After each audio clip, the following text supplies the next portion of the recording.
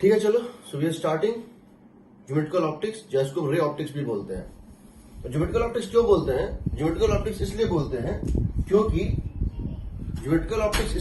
हैं क्योंकि इसमें ज्योमेट्री लगता है। It involves geometry.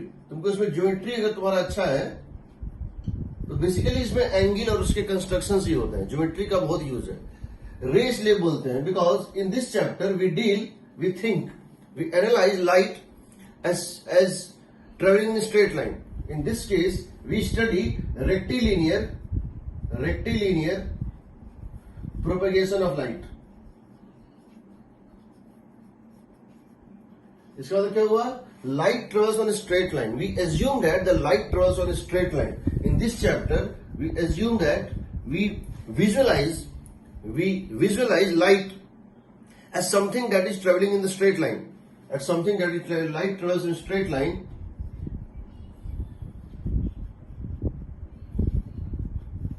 We call this straight line as rays. The path on which the light travels is a straight line. The path on which the light travels is a straight line, and we call that as ray. But these ray are not actual thing; they are imaginary.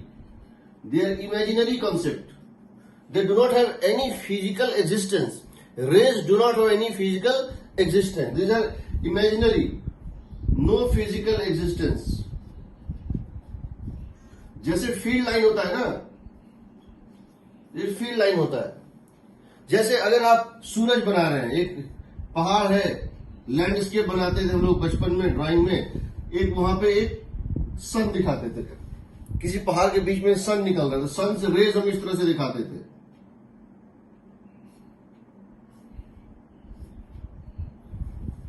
Because this gives us feeling that something is coming out. ये light है, but light as such is not a material thing कि आप उसको हाथ में ले लो और उसको देख लो या उसको टच कर लो। Light is something that you can understand that light is there but you can not touch it.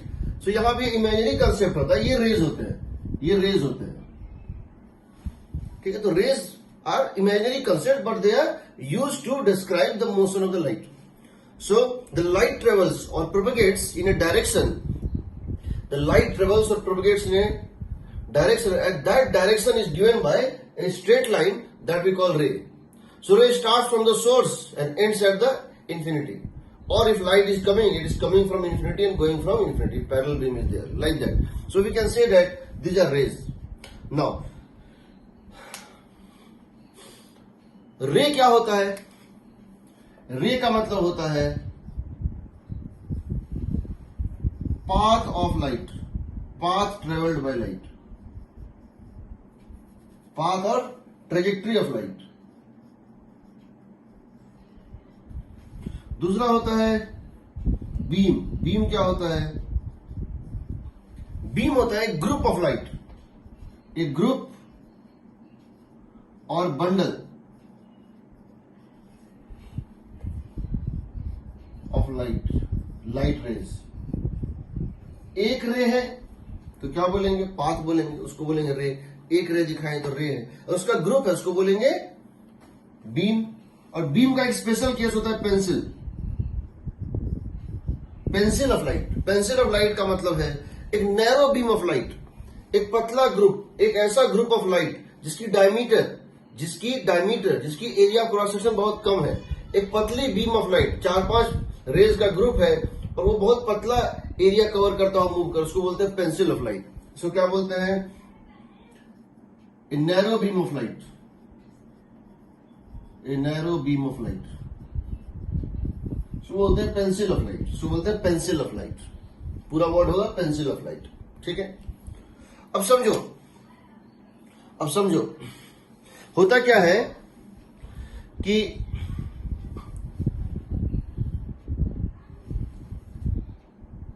अच्छा हाँ,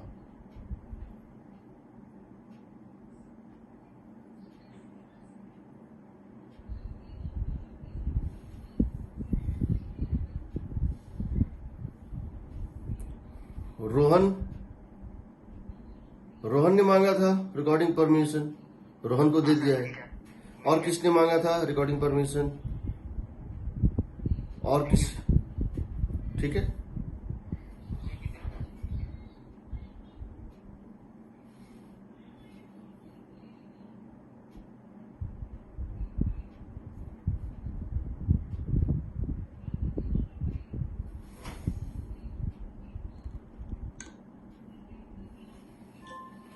तो यहां तक में किसी को कोई प्रॉब्लम है? सर हाँ, मुझे भी परमिशन देनी चाहिए रिकॉर्डिंग। एक बार मांग लो, बार बार नहीं करेंगे, क्योंकि क्या हो रहा है ना कि मैं जब उसको फिर वापस जाके करता हूँ, फिर से मेरा वो जूम वूम का सेटिंग जो भी किया हुआ सब खराब हो जाता है। किसने मांगा है परमिशन? संस्कार संस्कार संस्कार संस्कार, तुम तो दिख ही नहीं रहे हो। सर डेल होगा। अच्छा, डेल, ठीक। नाम कब से बदल लिया तुमने? ठीक है, देखो अब समझो। सो इस चैप्टर में, इस थिंग में हम क्या करते हैं, अब रेज जो होता है, रेज वो ऐसे होता है। मान लो रेज 3 टाइप के होते हैं। क्या होते हैं समझो? रेज जो है वो, या बीम 3 टाइप के होते हैं। Types of beams, types of beams, ठीक है। या इस पहला होता है कन्वर्जेंट बीम। इसमें क्या होता है कन्वर्जेंट बीम में? कन्वर्जेंट बीम में क्या होता है कि रेज मीट करते हैं, बस जैसे जैसे तुम रे के डायरेक्शन में बढ़ते जाओगे, जो क्रॉस सेक्शन है, जो डायमीटर है बीम का, वो घटता जाएगा। ये होता है कन्वर्जेंट बीम, समझो। ये होता है convergent beam. This is the convergent beam. यानी यहां इसकी डायमीटर कुछ थी, एरिया ऑफ क्रॉस सेक्शन, अब यहां कुछ घट गई और यहां कुछ और घट जाएगी, तो इसकी बीम डायमीटर क्या होती है? घटती जाती है। सिमिलरली दूसरा होता है डाइवर्जेंट बीम। इसमें क्या होता है? बीम फैलता है। इसमें क्या होता है? बीम जो है वो एक्सपेंड करता है। मींस बीम की डायमीटर, तुम जैसे जैसे बीम के डायरेक्शन में मूव करोगे, बीम की डायमीटर बढ़ती जाएगी। रे के डायरेक्शन में मूव करोगे तो बीम की डायमीटर बढ़ती जाएगी। तीसरा होता है पैरेलल बीम। इसमें ना तो बढ़ता है और ना ही घटता है, कांस्टेंट रहता है। सो मान लो एक सर्कुलर पोर्शन है, मान लो एक रिंग जैसा पोर्शन है, और उस रिंग जैसे पोर्शन से जो रेज है वो जा रहे हैं, तो वो हमेशा उस रिंग पे ही रहेगा, उसका क्रॉस सेक्शन रिंग के इक्वल ही रहेगा। यहां पे ये कहीं से आ रहा है और कहीं जा रहा है। This is the parallel beam. तो यहां पे जो एरिया यहां होता है वही एरिया यहां होता है। यानी यहां पर area, if you move along the ray, beam diameter decreases। यहां पे क्या होता है? along the beam, along the ray, beam diameter increases। और यहां क्या होता है? along the beam, beam diameter is same।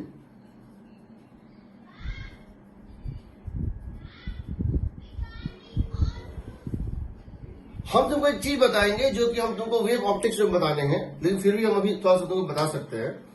वो ये है कि जो इंटेंसिटी होती है लाइट की, इंटेंसिटी का मतलब होता है power falling per unit area. Power falling per unit normal area is called intensity. समझो, इंटेंसिटी का मीनिंग होता है, इंटेंसिटी का मीनिंग जो है होता है, इंटेंसिटी होता है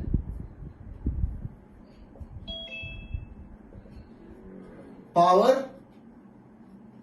पर यूनिट एरिया, यानी वाट पर मीटर स्क्वायर में। वाट पर, तो समझो अगर इसकी पावर P है, अगर इसकी पावर P है और यहां पे पावर P फ्लो कर रहा है, हर सेकंड कितना हो रहा है? पावर P फ्लो कर रहा है। यहां भी पावर P है और यहां भी पावर P है। तो जब यहां इंटेंसिटी निकालोगे तो आएगा, यहां पे हल्का सा इसको या तो कर्व कर दो, क्योंकि हमको क्या करना है? हमको लेना है एरिया नॉर्मल। नॉर्मल मतलब क्या हुआ? थोड़ा स्फेयर का पार्ट बनाना पड़ेगा। जो भी है, ये अगर एरिया यहां पर है समझो, तो यहां पर इसका इंटेंसिटी होता है पावर बाय दिस एरिया। जब यहां पहुंचता है तो पावर बाय क्या होता है, दिस एरिया। यहां पे जो है एरिया वो लेते हैं, यानी कि क्या हो गया कि बिकॉज सेम पावर अब छोटे से छोटे एरिया पे डिस्ट्रीब्यूटेड है, इंटेंसिटी बढ़ जाता है। पावर सेम है बट एरिया घटता जा रहा है, इसलिए ब्राइटनेस ऑफ लाइट बढ़ती जाती है। इंटेंसिटी का मतलब क्या होता है समझो। इंटेंसिटी का मतलब क्या होता है, मेरे पास एक टॉर्च है, एक जनरल जो सिंपल टॉर्च होता है जो गांव में यूज किया जाता है, विलेज टॉर्च। इसकी रोशनी इस तरह निकलती है, तुमने देखा होगा, इसमें से रेज इस तरह निकलता है। तुमने देखा होगा, तुम अगर यहां पर एक कार्डबोर्ड डाल दो यहां पे, तो इस कार्डबोर्ड पे इतना बड़ा सर्कुलर स्पॉट बनता है, इस कार्डबोर्ड के ऊपर इतना बड़ा सर्कुलर स्पॉट बनता है। और अगर बहुत दूर डाल दो तब इसी कार्डबोर्ड के ऊपर इतना बड़ा सर्कुलर स्पॉट बनता है। दोनों में अंतर क्या होता है, जो पावर यहां गिर रहा है टोटल, वही पावर यहां भी गिर रहा है टोटल, बट ये बहुत चमकता हुआ इमेज होता है, ये बहुत ब्राइट इमेज होता है, और ये बहुत क्या होता है, फेंट इमेज होता है। ये ब्राइट होता है, ये ब्राइट होता है, इसका मतलब क्या है, इसकी इंटेंसिटी ज्यादा है। ये क्या है, फेंट है, थोड़ा धुंधला होता है, वो साफ दिखता नहीं है, फेंट होता है। इसका मतलब क्या है, इसका मतलब है कि same power because less area के ऊपर है, तो पावर पर यूनिट एरिया यहां पर 1 सेंटीमीटर स्क्वायर पे जितना लाइट गिर रहा है, उसके कंपैरिजन में 1 सेंटीमीटर स्क्वायर पे ही यहां कम लाइट गिर रहा है, क्योंकि यहां पर तुमने उसी पावर को डिवाइड किया था बड़े एरिया से, बड़े से यहां पे, यानी वही पावर बड़े एरिया पे डिस्ट्रीब्यूट हो गया, यानी पर यूनिट एरिया यहां पे इंटेंसिटी लाइट कम मिल रहा है और यहां ज्यादा मिल रहा है। इसका मतलब ये क्या है, ब्राइट इमेज, और ये क्या है, फेंट इमेज। हम क्या बोलते हैं इसको, इसकी इंटेंसिटी ज्यादा है इसलिए बहुत ब्राइट होता है, बहुत चमकता है, बहुत क्लियर दिखता है, ये फेंट होता है। उसी तरह से कन्वर्जेंट बीम के केस में तुम जैसे जैसे बीम के डायरेक्शन में जाओगे इंटेंसिटी बढ़ता है। इस केस में जब तुम इसके डायरेक्शन में जाओगे तो इंटेंसिटी इंक्रीज करेगा। इन द डायरेक्शन ऑफ रे when you move intensity increases. यहां क्या होगा, वही पावर अब बड़े बड़े एरियाज पे फैल रहा है, वही पावर जो पावर यहां से क्रॉस कर रहा है पर सेकेंड, वही पावर यहां से भी क्रॉस कर रहा है, लेकिन यहां बड़े एरिया पर डिस्ट्रीब्यूटेड है, इसलिए हम क्या कहते हैं, इंटेंसिटी डिक्रीजेस। हम यहां पे क्या कहते हैं सेकंड केस में, इंटेंसिटी डिक्रीजेस, और थर्ड केस में intensity remains same, intensity remains same. ठीक है, सो 3 टाइप की बीम होती हैं, कन्वर्जेंट, डाइवर्जेंट और पैरेलल बीम। कोई डाउट इसमें?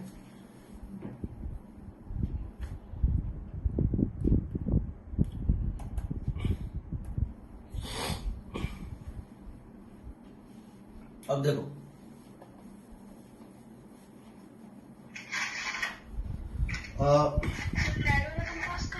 क्या चीज, कोई डाउट? देखो, अब मैं जो बताने जा बोला हूं,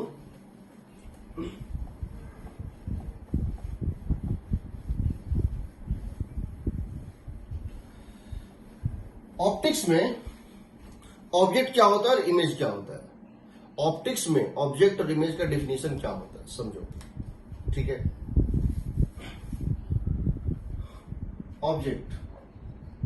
ऑब्जेक्ट होता है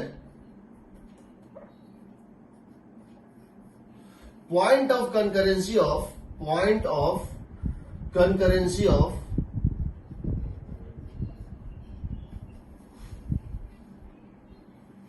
उसके पहले ये समझो, रिफ्लेक्शन 2 टाइप का होता है। ये चलो पहले इसको बताएंगे। ऑब्जेक्ट होता है पॉइंट ऑफ कंकरेंसी ऑफ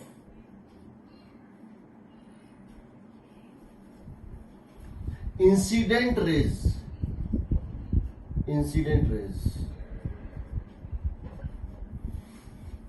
सारे इंसिडेंट रे जहां मिल रहे हैं उसको बोलते हैं हम ऑब्जेक्ट। उस पर्टिकुलर ऑप्टिकल एलिमेंट के लिए वो ऑब्जेक्ट होता है। अगर किसी मिरर के ऊपर इंसिडेंट रे गिर रहा है तो उस मिरर के लिए ऑब्जेक्ट वो होगा जो उस मिरर पे गिरने वाले इंसिडेंट रे का पॉइंट ऑफ इंटरसेक्शन होगा। किसी लेंस के ऊपर रे गिर रहा है तो उस लेंस के लिए ऑब्जेक्ट क्या होगा, जब लाइट उस पर गिरा तो वो कहां मिल रहा था, ठीक है, point of concurrency of incident raise, ठीक है। अब उसी तरह से इमेज क्या होता है, समझो, उसी तरह से इमेज क्या होता है, इमेज होता है point of concurrency of emergent rays, point of concurrency of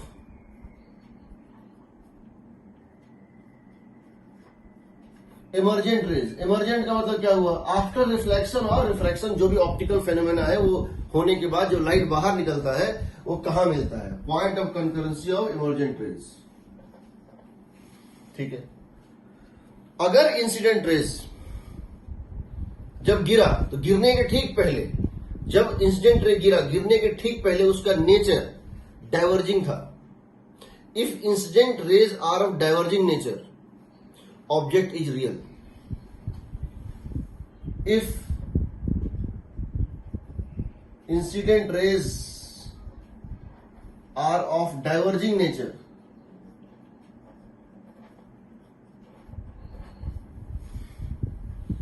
real object, we call it real object. And if incident rays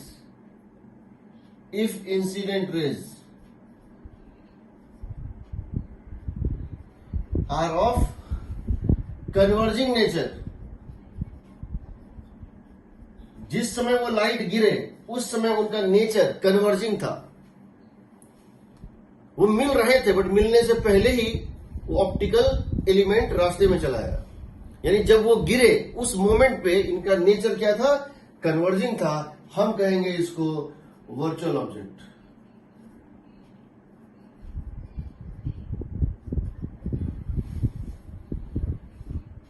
उसी तरह से यहां देखो, इफ इमर्जेंट रेज, तुम थोड़ा एक डायग्राम मन में याद करने की जरूरत नहीं है, तुम्हें एक सेकंड के लिए कोई डायग्राम मन में याद करो, तुमको सब याद है। लेंस है या फिर मिरर है, स्फेरिकल मिरर है, तुमको पता है जब ऑब्जेक्ट रियल होता है तो रेज उसके ऊपर गिरते हैं डाइवर्ज करते हैं, और जब वो लेंस से बाहर निकलते हैं मिलते हैं तो इमेज क्या होता है, रियल होता है। ये तुमको पता है। If emergent rays are converging,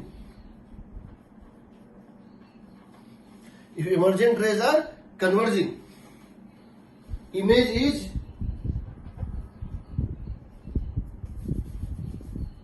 इसका मतलब real image.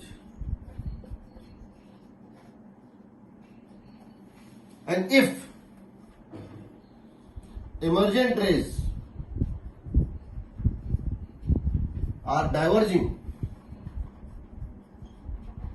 we call it virtual image, ठीक है। अब समझो इस बात को, ये एक प्लेन मिरर है,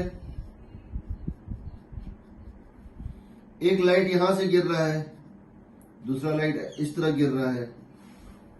जो लाइट नॉर्मल गिरेगा वो नॉर्मल ही लौट जाएगा, जो लाइट इस एंगल पे गिरेगा वो इसी एंगल पे लौट जाएगा, जो थीटा पे गिरेगा according to laws of reflection ये थीटा पे ही लौट जाएगा।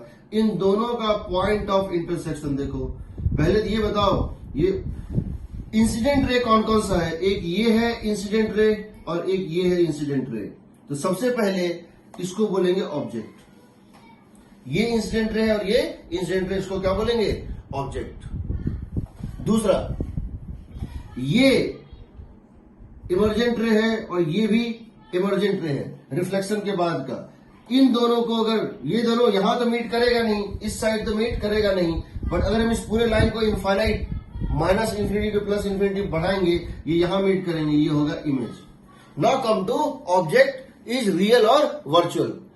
तो जब ये लाइट गिरा था, तो देखो जब ये लाइट गिरा था तो ये बीम जो इंसिडेंट बीम था, ये और ये गिरने के समय, गिरने के ठीक पहले इनका नेचर डाइवर्जिंग था, इनका नेचर डाइवर्जिंग था, इसलिए ये होगा रियल ऑब्जेक्ट।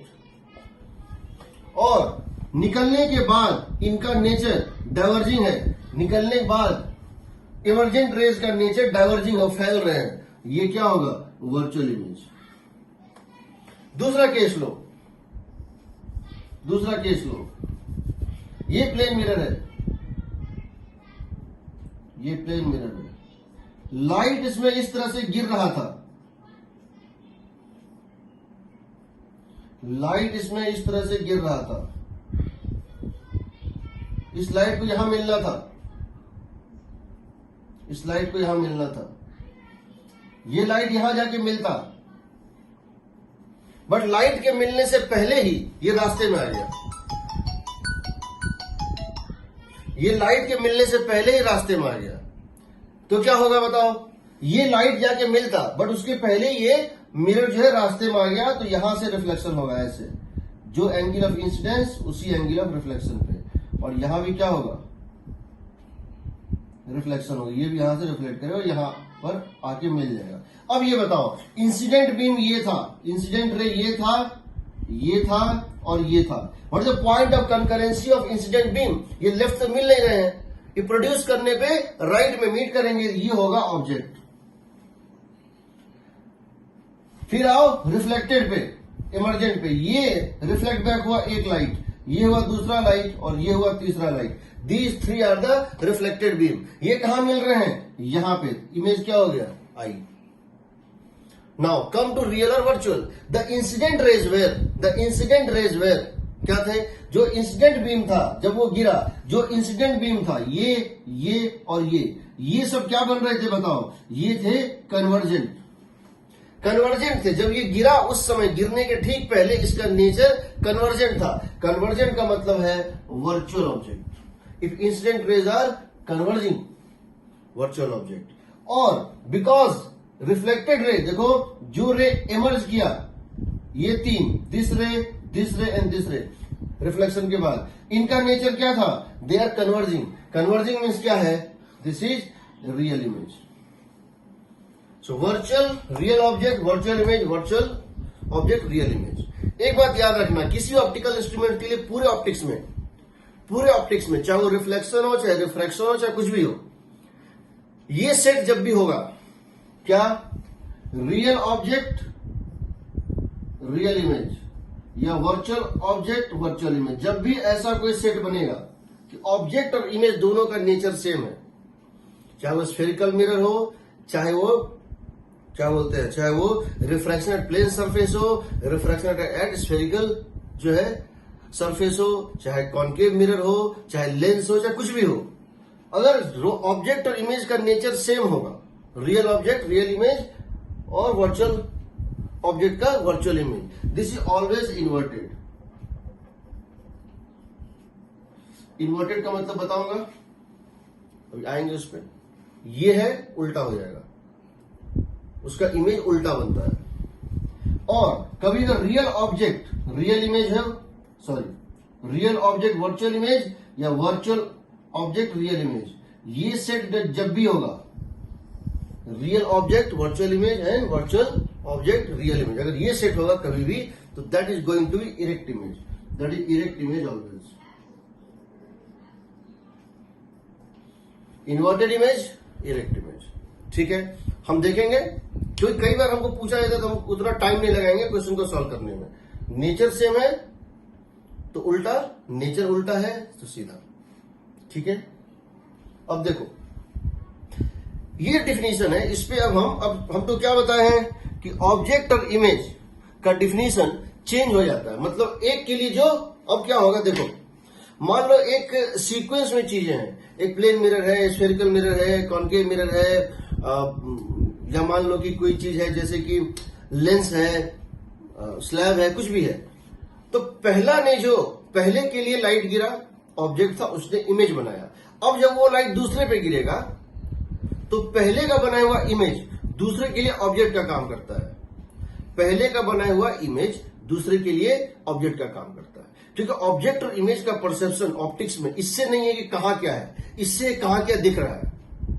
तो जो नेक्स्ट एलिमेंट है उसको एक्चुअल ऑब्जेक्ट नहीं दिखता है, उसको क्या दिखता है या उसको क्या लगता है, उसको लगता है कि जहां पे पहले एलिमेंट ने इमेज बनाया था वहां से रे आ रहा है, यानी वहां कुछ रखा हुआ है। हो सकता है वो उसका भ्रम हो, बट यही ऑप्टिक्स में होता है।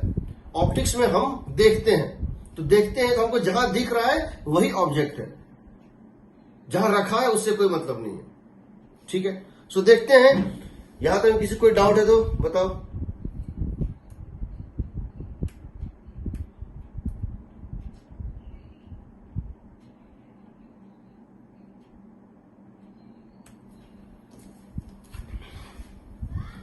देखो इसको समझना,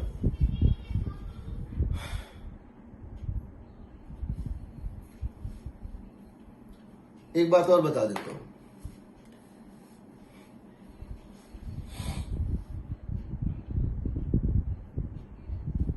जब भी आप ऑब्जेक्ट और इमेज डिसाइड करेंगे किसी भी एलिमेंट के लिए, तो सिर्फ आप उस ऑब्जेक्ट या एलिमेंट के ठीक पहले और ठीक बाद देखेंगे।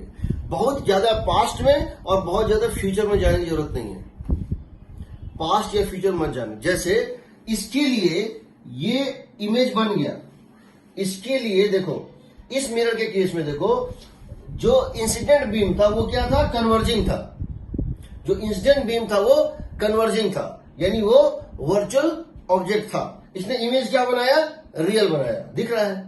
अब मान लो before this meets, before these three ray meets here, जब तक ये तीनों रे इमेज पे मिले उसके पहले मैंने यहां पर एक और मिरर डाल दिया। मैंने यहां पे क्या किया, एक और मिरर डाल दिया और इनको मिलने नहीं दिया। मतलब ये आए और कोलाइड करके फिर से ये आए और रिफ्लेक्ट करके यहां पे इमेज बना दिया। बट इसमें इसकी गलती तो नहीं है, इसके लिए इमेज अब भी रियली रहेगा। देखो कैसे, याद रखना, तुमको जो बताना चाह रहा हूं, यानी कि आपको सिर्फ इमीडिएटली देखना है। आपको ये हम डिफिनेशन नहीं कह सकते हैं, ये हम डिफिनेशन नहीं कह सकते हैं, ये डिफिनेशन गलत है अगर हम देते हैं। If the rays actually meet, if the rays actually meet it is real, and if the rays do not meet they meet when produced, that is virtual. ये डिफिनेशन गलत हो जाएगा। क्यों गलत होगा, क्योंकि वो मिल रहा था, बट मिलने से पहले मैंने कुछ और लगा दिया, तो उसमें जहां से रे आ रही थी उसकी गलती नहीं है। समझो इस बात को, मैं क्या बोलना चाह रहा हूं। मैं ये बोलना चाह रहा हूं कि मान लो मेरे पास इस टाइप से है, ये एक कॉनकेव मिरर है, इसका प्रिंसिपल एक्सिस है, ठीक है। यहां पर एक लेंस रखा हुआ है ऐसे करके, ये कन्वर्जिंग लेंस रखा हुआ है, ठीक है। और यहां पर जो है एक प्लेन मिरर रखा हुआ है, ठीक है। अब क्या हो रहा है, that light starts from here,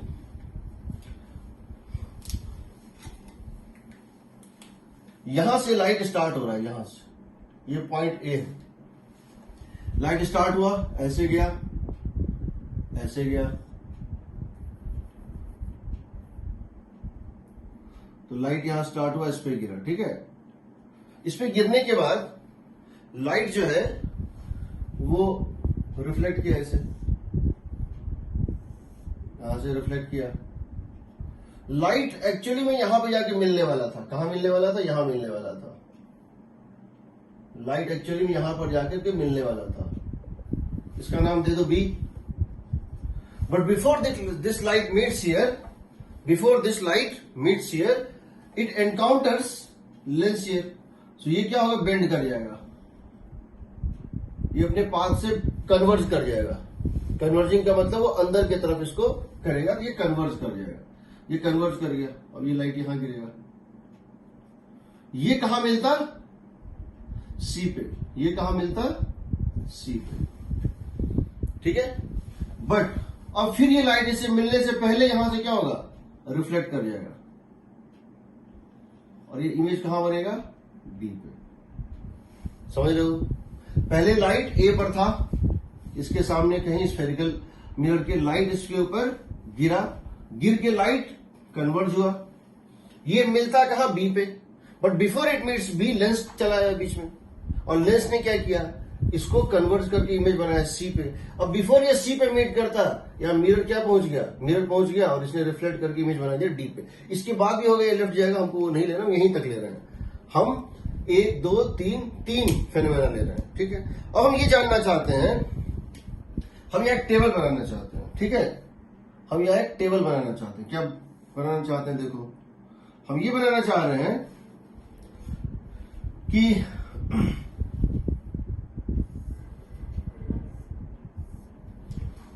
हम यहां ये बनाना चाह रहे हैं कि हम यहां पे ले रहे हैं स्फेरिकल मिरर या कॉनकेव मिरर, स्फेरिकल मिरर,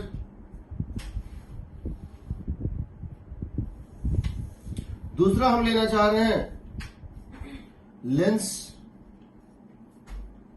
और तीसरा जो है हम लेना चाह रहे हैं स्फेरिकल मिरर, लेंस। रुक जाओ,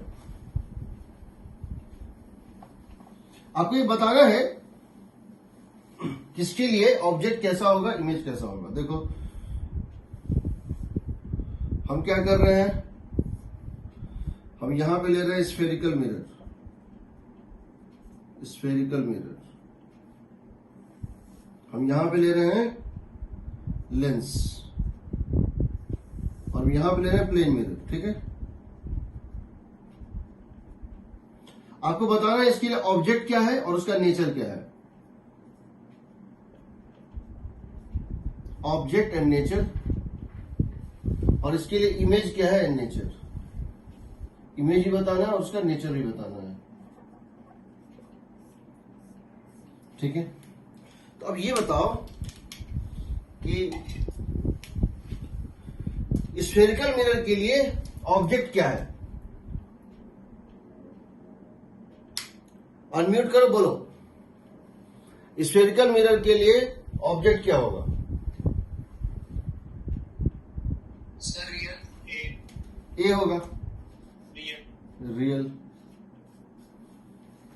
ठीक है, इसके लिए इमेज क्या होगा स्फेरिकल मिरर के लिए। स्फेरिकल मिरर के लिए इमेज क्या होगा, बताओ।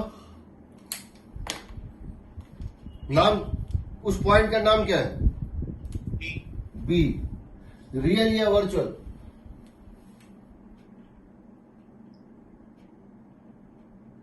Real, real. भले ही ये मीट नहीं कर पा रहा है, भले ही ये दोनों रे मीट नहीं कर पा रहा है, बट इसमें स्फेरिकल मिरर की गलती नहीं है। स्फेरिकल मिरर का काम था कि इसने लाइट को बी पे भेज दिया, उसके बाद इसका काम खत्म हो गया। अब अगर ये नहीं मीट कर पा रहा है, ये गलती लेंस की है, ये गलती स्फेरिकल मिरर की नहीं है। तो तुम लेंस की गलती के कारण स्फेरिकल मिरर का इमेज का नेचर नहीं बदल सकते हो। Although this light is not meeting, but this light have to meet if there is nothing else. अगर सिर्फ स्फेरिकल मिरर होता तो ये लाइट मिलता। अगर सिर्फ स्फेरिकल मिरर होता, लेंस ना होता, ये लाइट मिलता। ये लेंस के कारण नहीं मिल रहा है, इसमें मिरर की गलती नहीं है। समझ रहे हो? तो ये नहीं मिल पा रहा है, फिर भी ये image formed by spherical mirror is real. Image formed by spherical mirror is real. तो रियल और वर्चुअल इस पे डिपेंड नहीं करेगा कि एक्चुअली मिला या नहीं मिला, एक्चुअली मिला या नहीं मिला। हाँ, ये कह सकते हैं एक्चुअली मिला या नहीं मिला, अगर इसके अलावा कोई और नहीं होता तो ये कह सकते हो। बट एक्चुअली नहीं मिलना, उसको मिलना था, मैंने मिलने नहीं दिया, तो उसमें इसकी गलती नहीं होती है। अब आओ लेंस के लिए। लेंस के लिए ऑब्जेक्ट क्या होगा, बी, बी। रियल या वर्चुअल, वर्चुअल, वर्चुअल। समझो, जो इमेज स्फेरिकल मिरर के लिए रियल था, वही जब ऑब्जेक्ट बना लेंस के लिए तो वर्चुअल हो गया। यही लेंस अगर इसके बाद रखा होता, बी के बाद, समझो लाइट ऐसे मिलता और मिलने के बाद फिर यहां पे मिलने के बाद लाइट फिर से क्या होता, एक्सपैंड करता, और अगर लेंस यहां डाल देते तो क्या होता, रियल हो जाता। लेंस का लोकेशन पे डिपेंड करेगा। सो इमेज जो बी बनाया था, समझो, सो मेरा बनाया हुआ इमेज मेरे नेक्स्ट वाले के लिए ऑब्जेक्ट है, बट मेरे बनाया हुआ का नेचर जरूरी नहीं उसके लिए वही नेचर हो, नेचर बदल सकता है।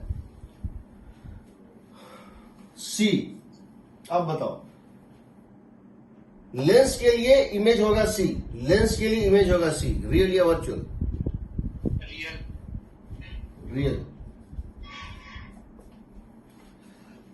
प्लेन मिरर के लिए बताओ ऑब्जेक्ट क्या होगा। प्लेन मिरर के लिए ऑब्जेक्ट क्या होगा, इंसिडेंट रे, इंसिडेंट रे, सी। रियल या वर्चुअल, वर्चुअल, वर्चुअल होगा। देखो ये रियल क्या बन गया, वर्चुअल बन गया।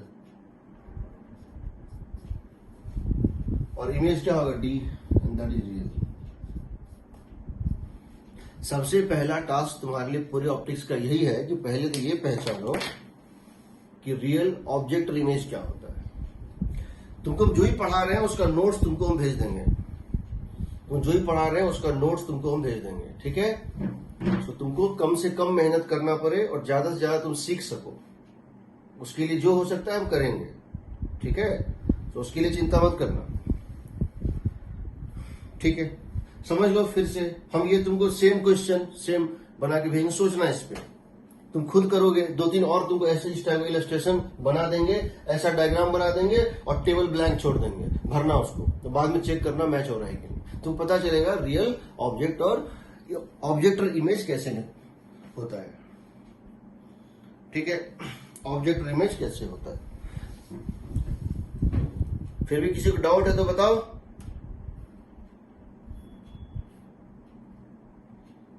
ठीक है, अब देखो ऑप्टिक्स को लेके इसमें कुछ पहले तुमको हम ये बताते हैं, हमको जनरल गाइडलाइंस बताएंगे ऑप्टिक्स पढ़ने का। और एक बात और बता देते हैं, तुमको अब जो है कोई भी चीज याद नहीं करना है, रटना नहीं है। हर चीज को हम ग्राफिकली या एनालिटिकली निकालेंगे। हम किसी भी चीज को ग्राफिकली निकालेंगे या फिर एनालिटिकली निकालेंगे बहुत आसानी से, तो तुम्हारा पढ़ने का तरीका बदल जाएगा। चीज तो वही है जो तुम 9-10 में पढ़े थे, लेकिन तरीका बदल जाएगा। देखो रिफ्लेक्शन जो होता है 2 टाइप का होता है। एक होता है रेगुलर रिफ्लेक्शन, एक जो है उसको बोलते हैं स्पेकुलर।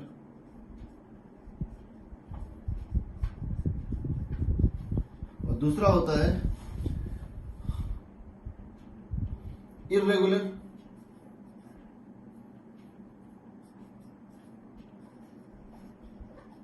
इर्रेगुलर रिफ्लेक्शन, इसको बोलते हैं diffused reflection. Diffused reflection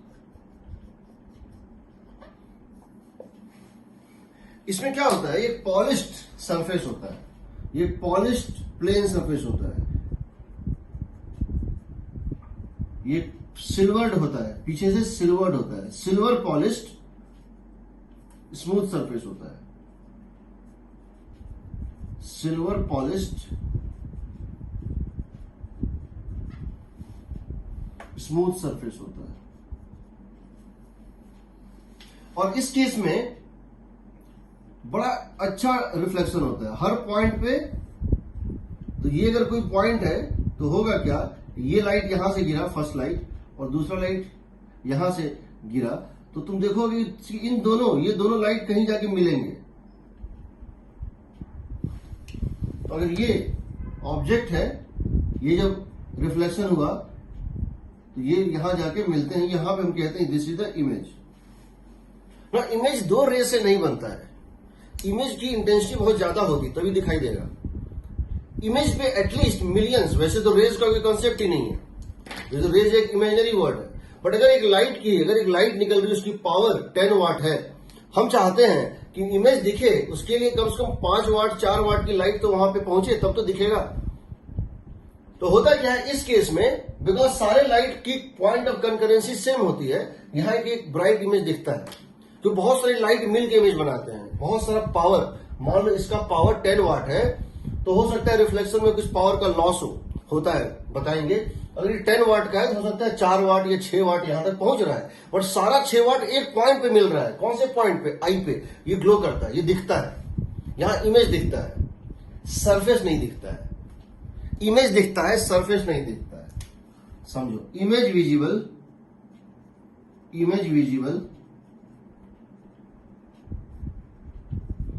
surface not visible. Example क्या है, आईना, प्लेन मिरर। हम जब प्लेन मिरर को देखते हैं तो हमको क्या दिखता है, हम दिखते हैं अंदर में, हम उसमें प्लेन मिरर में अपना इमेज देखते हैं, बट हम मिरर को नहीं देखते हैं। मिरर का सरफेस गॉन हो जाता है, खत्म हो जाता है। मिरर का सरफेस खत्म हो गया, दिखता ही नहीं है, मिरर नहीं दिखेगा बट ये दिखेगा। लेकिन इरेगुलर में क्या होता है, ये एक रफ सरफेस होता है। कैसा होता है, ये एक रफ सरफेस होता है, इस टाइप से।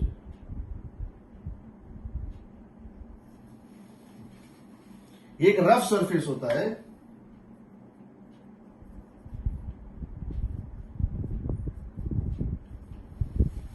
या कहीं भी प्लेन नहीं होता है, बहुत खुरदरा होता है। इसमें क्या होता है, जब लाइट गिरता है, जैसे यहां से एक लाइट गिरा, एक लाइट यहां गिरा और दूसरा लाइट मान लो यहां गिरा, ये लाइट यहां नॉर्मल इस डायरेक्शन में होता है, देखो, बिकॉज ये सरफेस कर्ड है, यहां नॉर्मल भी कर्ड होता है, ये ऐसे चला जाएगा। ये लाइट गिरेगा तो नॉर्मल के साथ ये एंगल बनाएगा और ये इस तरह से चला जाएगा, जबकि ये लाइट जो गिरेगा यहां पर नॉर्मल इस तरह से है, ये इस तरह से चला जाएगा। इसका मतलब है ये दोनों तो मिल जाएगा, ये दोनों तो यहां मिल जाएगा, बट इसके बाद कोई भी तीसरा रे यहां पे नहीं मिलेगा। थर्ड रे जो है वो गिरेगा यहां पे, थर्ड रे जो है वो गिरेगा यहां पे और वो चला जाएगा कुछ ऐसा, तो ये यहां पे जाके चला जाएगा। यानी कि समझो, there is no point of concurrency, I am not saying point of intersection. Intersection दो रेज का होता है, कंकरेंसी सारे रेज का कॉमन होता है, पॉइंट ऑफ कंकरेंसी होता ही नहीं है। इसका मतलब क्या हुआ, ये लाइट जो निकला और ये लाइट जो निकला, ये दोनों, कोई भी दो लाइट, कोई भी तीन लाइट एक जगह नहीं मिल रहा है। यानी कि मिलियंस ऑफ दो रेज का मिलियंस ऑफ सेट बन रहा है, दो रेज का मिलियंस ऑफ सेट बन रहा है, बट हर सेट का इंटेंसिटी नेग्लिजिबल है, कुछ दिखेगा ही नहीं। यहां दिखेगा क्या, सरफेस। यहां नो इमेज इज फॉर्म, हम कहते हैं no image form, no image is seen, तो वो इमेज नहीं दिखेगा, लेकिन सरफेस दिखेगा। Surface glows, surface is seen. जैसे न्यूज़पेपर पढ़ते हैं तो क्या करते हैं, वहां क्या होता है, न्यूज़पेपर जो हम पढ़ते हैं या बुक पढ़ते हैं, जब बुक पढ़ते हैं उसमें क्या होता है, उसमें भी रिफ्लेक्शन हो रहा है। बुक का खुद का लाइट तो है नहीं। या मून को देखते हैं तो मून क्या करता है, सन के लाइट को रिफ्लेक्ट करता है, पर कैसे रिफ्लेक्ट करता है, इरेगुलर, इसलिए मून दिखता है। मून में मेरा चेहरा नहीं दिखेगा, हमको इस बुक में मेरा चेहरा नहीं दिखेगा, क्योंकि इसमें इरेगुलर रिफ्लेक्शन हो रहा है। इस केस में सरफेस दिखेगा, इमेज नहीं दिखेगा। होता है बेसिकली यहां वो भी नहीं होता है। बेसिक यहां प्रोसेस क्या होता है समझो, यहां स्कैटरिंग होता है। स्कैटरिंग मतलब क्या होता है, ये जितने भी मॉलिक्यूल्स दिख रहे हैं इसके ऊपर तुमको, जितने भी मॉलिक्यूल्स यहां पे तुमको दिख रहे हैं, ये सारे मॉलिक्यूल्स क्या करते हैं, जब लाइट गिरती है तो लाइट को एब्जॉर्ब कर लेते हैं। ये सारे मॉलिक्यूल क्या करते हैं, ये बुझे हुए बल्ब हैं, समझो ये फ्यूज बल्ब है। तो all the particles on this surface are like fuse bulbs. When light falls on them they take it, ये डिस्चार्ज बैटरीज, एक ऐसा बल्ब है, चार्जेबल बल्ब है जो डिस्चार्ज था। जब लाइट गिरता है तो ये लाइट को एब्जॉर्ब कर लेते हैं। जब एब्जॉर्ब करते हैं तो एक्साइट हो जाते हैं, एटॉमिक या मॉलिक्यूल एक्साइटेशन में चले जाते हैं और फिर ये डी एक्साइट होते हैं। Excited molecule gets de excited. उस प्रोसेस में ये क्या करते हैं, लाइट एमिट करते हैं। तो पता है जब भी एटॉमिक ट्रांजिशन होता है तो लाइट एमिट होता है, फोटोन एमिट होता है, तो they become a glowing bulb. ये सारे के सारे इसमें मिलियंस ऑफ बल्ब जलने लगते हैं। कब, जब रोशनी गिरती है। तो जैसे वो रोशनी गिरती है सारे के सारे millions and zillions of bulb जो है वो जलने लगते हैं, तो पूरा सरफेस जगमगा जाता है, तो हमको दिखने लगता है। ये होता है एक्चुअली, ठीक है। हम कहते हैं इसको in terms of reflection. In fact reflection और रिफ्रैक्शन भी कहीं ना कहीं एटम्स और मॉलिक्यूल से ही रिलेटेड है।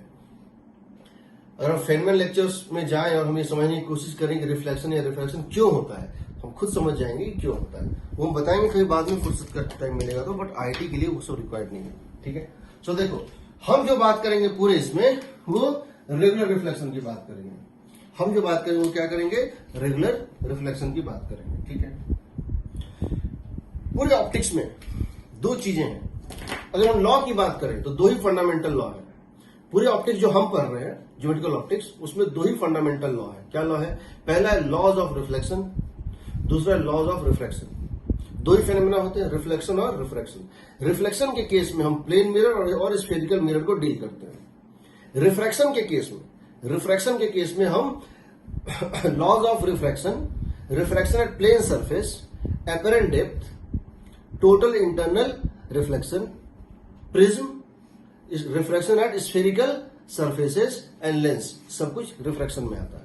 तो दो ही लॉ है फंडामेंटल, हम उन्हीं लॉ से बाकी सारे लॉज स्पेशल कंडीशंस में डिराइव करते हैं। पहली बात। दूसरी बात, इस पूरे चैप्टर में तुमको दो तीन चीजों का बहुत ध्यान रखना है। क्या रखना है? पहला बात, जब भी कोई क्वेश्चन बनाओगे, जब भी कोई क्वेश्चन पढ़ोगे, उसका एक रफ डायग्राम जरूर बनाओगे।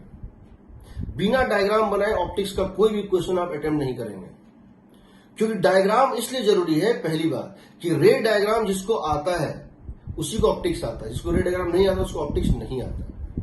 रे डायग्राम अगर आपका आंसर का बहुत सारा इंफॉर्मेशन क्वालिटेटिव, कहां बनेगा इमेज, कैसा बनेगा इमेज, बड़ा होगा कि छोटा होगा, इन्वर्टेड होगा क्या होगा, सब हम रे डायग्राम से निकाल सकते हैं। रे डायग्राम हमको बहुत सारा इंफॉर्मेशन सीधे दे देता है, पहली बात। और अगर हम मैथमेटिकली कोई मिस्टेक भी करते हैं तो हमको बता देता है कि हमने क्या मिस्टेक किया है। तो आपको आंसर का एक आइडिया, एक फील पूरा आ जाएगा जब आप एक बार रे डायग्राम बनाएंगे। तो रे डायग्राम हर टॉपिक में हम बनाएंगे, उसकी मास्टरी करेंगे। रे ट्रेसिंग इज इंपॉर्टेंट, पहली बात। दूसरी बात, सब्जेक्टिव पैटर्न है नहीं। पहले जब सब्जेक्टिव पैटर्न था तो उसमें क्या होता था कि जैसे मैंने इंसिडेंट रे के एक साइन कन्वेंशन लेते हैं क्वेश्चन सॉल्व करने में, बताएंगे। तो उस साइन कन्वेंशन में क्या होता है कि मान लिया कि इंसिडेंट रे की डायरेक्शन पॉजिटिव है, तो यू की वैल्यू, वी की वैल्यू और एफ की value, object distance, image distance and focal length, हम इसको विथ साइन देते हैं, प्लस और माइनस। अब हमारा आंसर चला आया v मतलब image distance, v is equal to -10 centimetre, v is equal to -10 centimetre. तो इसका मतलब क्या हुआ कि मिरर के सामने वो 10 सेंटीमीटर पे है। तो हमको आंसर जो लिखना है फाइनल, वो हमेशा स्टेटमेंट फॉर्म में लिखना होता है। We never write answer final as v is equal to -10, because v is equal to -10 is as per my sign convention. हमने एक साइन कन्वेंशन माना था, एक डायरेक्शन को पॉजिटिव माना था, ये मेरी चॉइस थी to solve the question. I have assumed something to solve the question, but once I have solve the question, I should come out of that assumption and write the answer in a universal statement जो सबके लिए common हो।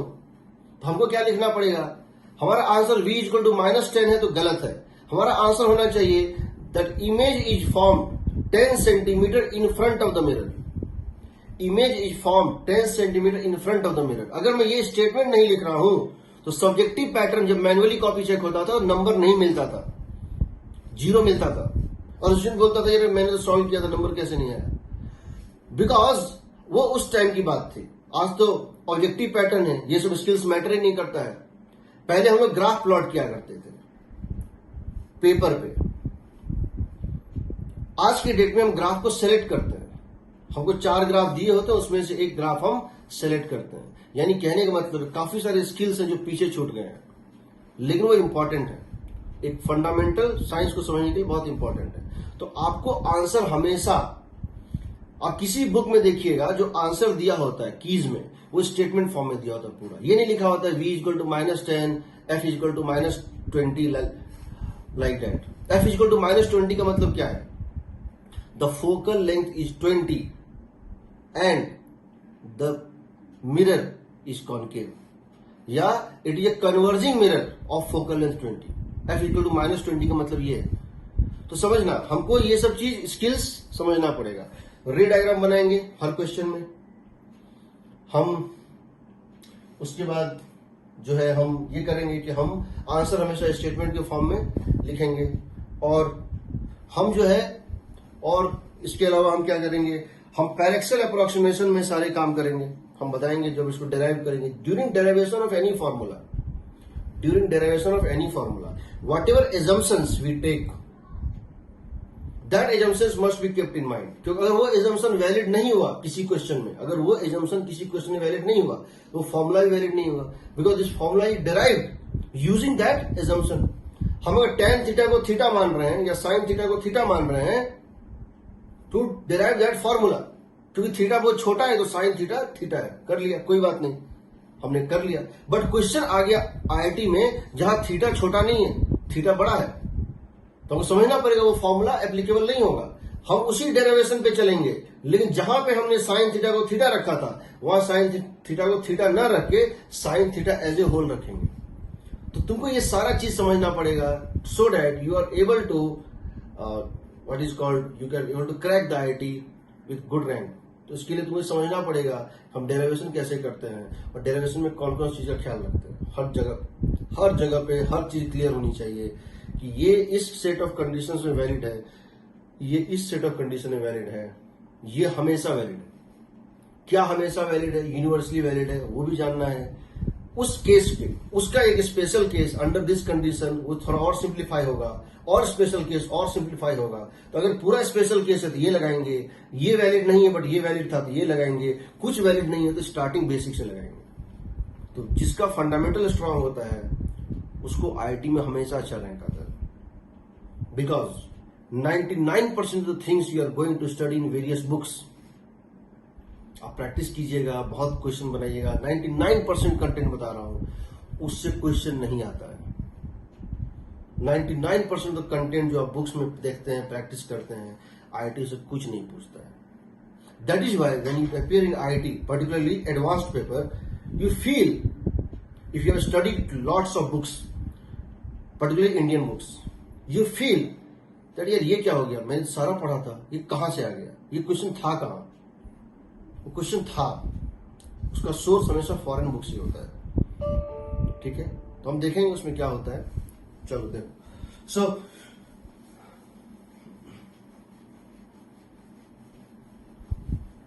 यहां तक जैसे कोई doubt है बताओ।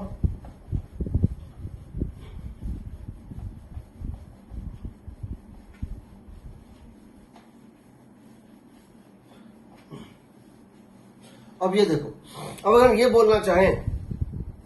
हम ये बोलना चाहें कि so we are coming to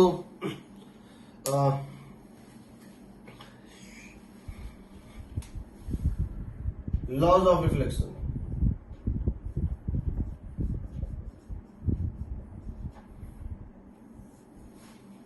laws of reflection, reflection क्या होता है समझो।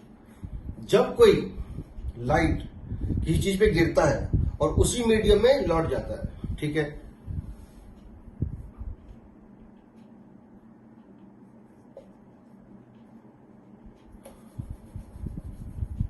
Incident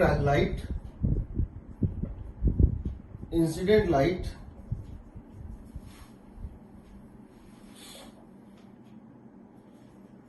gets returned back in the same medium। जिस मीडियम से आया उसी मीडियम में लौट जाए उसको बोलते हैं रिफ्लेक्शन। ठीक है, तो रिफ्लेक्शन में क्या होता है, ये प्लेन सरफेस है, जैसे हम इसको साइड व्यू दिखा रहे हैं, ये बेसिकली इस टाइप से है, बेसिकली इस टाइप से ग्लास होता है, ये इस टाइप से ग्लास है। ठीक है, ये ग्लास है और इस ग्लास में क्या होता है, इसका थिकनेस है, तुम देखा होगा यहां से सिल्वर पॉलिश किया हुआ होता है, इसकी थोड़ी थिकनेस होती है, थिकनेस ना हो तो बेटर है क्योंकि थिकनेस प्रॉब्लम क्रिएट करता है, बताएंगे बाद में। ये तुम्हारा एक, इसको नीचे से पॉलिश, ये सिंबल होता है किसका, प्लेन मिरर का, या रिफ्लेक्टिंग सरफेस का। अब है क्या, यहां पर एक ड्रॉप कर दो परपेंडिकुलर, यहां पर एक ड्रॉप कर दो क्या, परपेंडिकुलर। मान लो इस पॉइंट से लाइट गिरेगा, मान लो इस पॉइंट से लाइट आ रहा है, तो जो लाइट यहां पे गिरेगा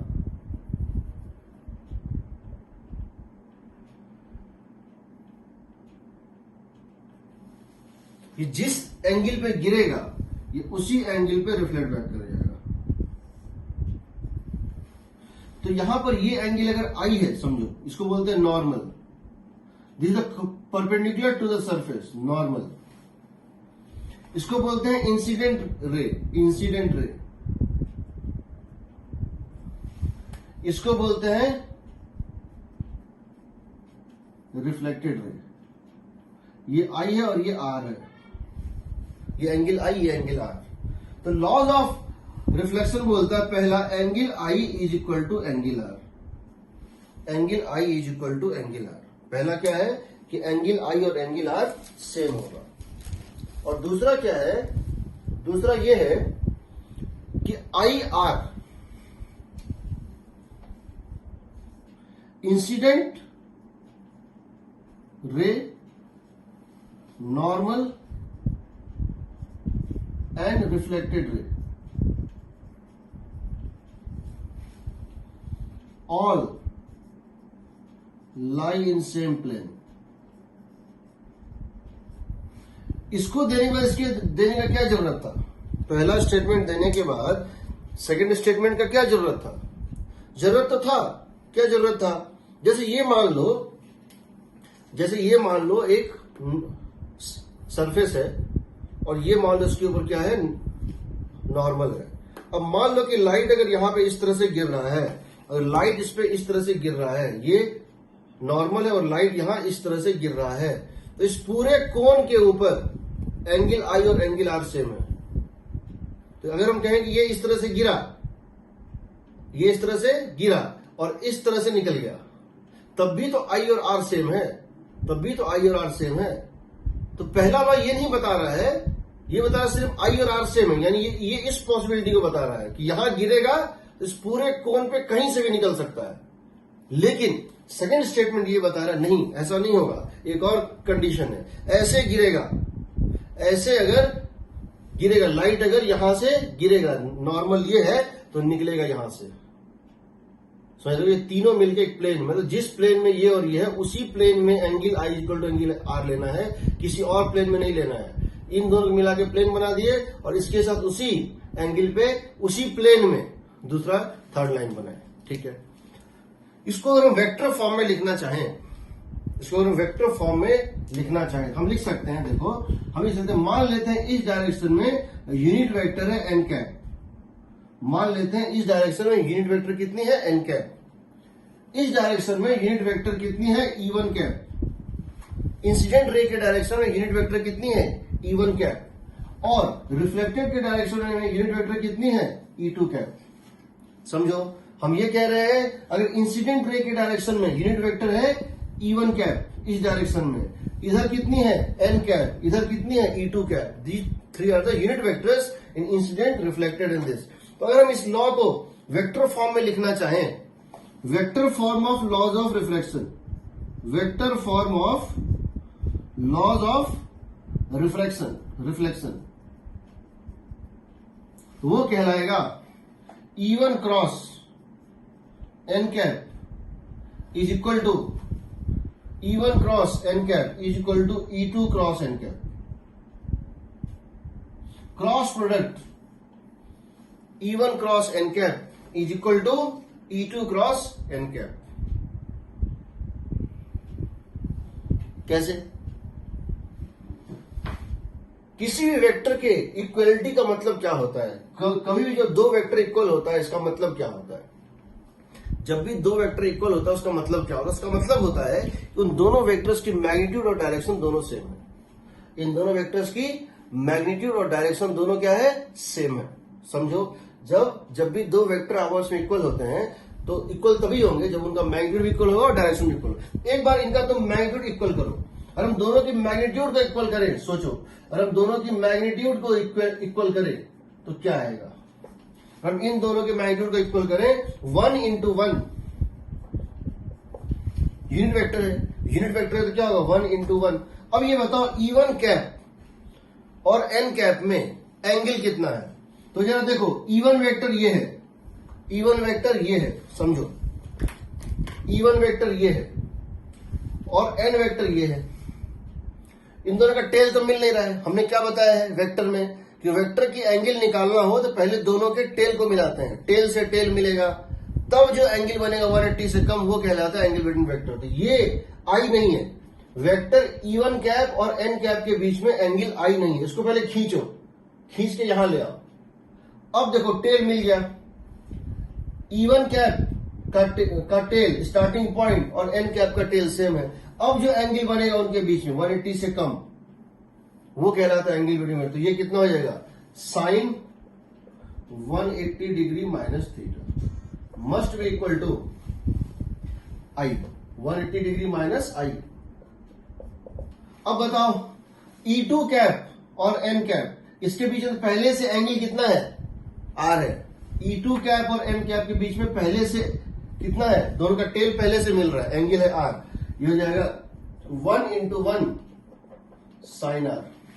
अगर हम मैग्नीट्यूड को इक्वल करें तो आ जाएगा sine i equal to sine r. I और आर दोनों की वैल्यू 90 से कम होती है, याद रखना, आई और आर दोनों की वैल्यू 90 से कम होती है, तो आई इक्वल टू आ गया आर, पहला लॉ मिल गया। दूसरा लॉ, अगर हम दोनों की डायरेक्शन को सेम करें, अगर हम दोनों के डायरेक्शन को सेम करें तो क्या होगा, देखो अगर हम दोनों के डायरेक्शन को सेम करेंगे तो क्या होगा, समझना इसको। देखो ये है मान लो E1 कैप, ये है suppose N cap, E1 cap cross N cap, E1 cap cross N cap, कौन से डायरेक्शन में, इस डायरेक्शन में, E1 cap cross N cap, cross product लेंगे E1 cap cross N cap, तो इस डायरेक्शन में आएगा। इसका डायरेक्शन क्या है, normal to the plane containing E1 and N, normal to the plane defined by E1 cap and N cap, जिस plane में E1 कैप और N कैप है उस प्लेन के परपेंडिकुलर इसका ये डायरेक्शन है। अब हमको E2 cap cross N cap भी इसी डायरेक्शन में चाहिए क्योंकि दोनों की डायरेक्शन सेम है, इसका मतलब direction of this is same as direction of this, यानी E2 cap cross N cap, N cap के साथ अगर हम E2 कैप लेंगे तो E2 कैप और N कैप जो प्लेन डिफाइन करेगा उसके परपेंडिकुलर भी उस पर नॉर्मल लेंगे वो भी सेम आएगा। तो कब आएगा सेम, जब तीनों कोप्लेनर होगा। बताओ अगर हम इसको सपोज E2 कैप हम इस तरह ले लें, तो E2 कैप हम इस तरह ले लें, तो अब E2 cap cross N cap हो जाएगा इसके प्लेन से बाहर, समझ रहे हो, दो प्लेन है, दो प्लेन है,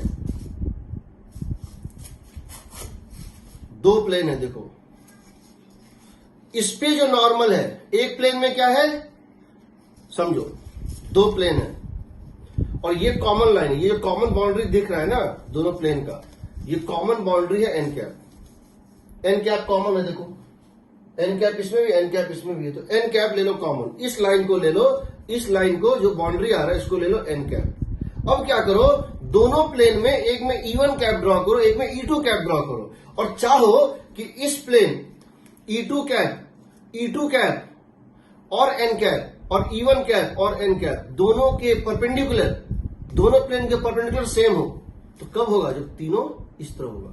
या हम ये कह सकते हैं, हम यहां से ये भी कह सकते हैं E1 minus E2 cap, E1 minus E2 cap cross N cap is 0। समझो सेकंड, अगर हम इसका डायरेक्शन इक्वेट कर दें, इस वेक्टर इक्वेशन का अगर हम डायरेक्शन सेम कर दें, समझो तो क्या होगा, देन ये डायरेक्शन तभी सेम आएगा। समझो अगर ये N कैप इस तरह से है, अगर ये N कैप का एज इस तरह से, बाउंड्री इस तरह से है, E1 कैप इस प्लेन में, E2 कैप इस प्लेन में, तो E1 cap cross N cap और E2 cap cross E1 cap cross N cap और E2 cap cross N cap कभी भी पैरेलल नहीं होगा। ये तभी पैरेलल होगा जब ये घूम के इसके पैरेलल हो जाएगा। या इसको इस तरह से भी देख सकते हो। सो डायरेक्शन सेम से क्या होगा, they lie in same plane, they lie in same plane. ये भी लिख सकते थे E1 cap minus E2 cap, इस साइड लेके चले जाओ, क्रॉस N कैप इज 0,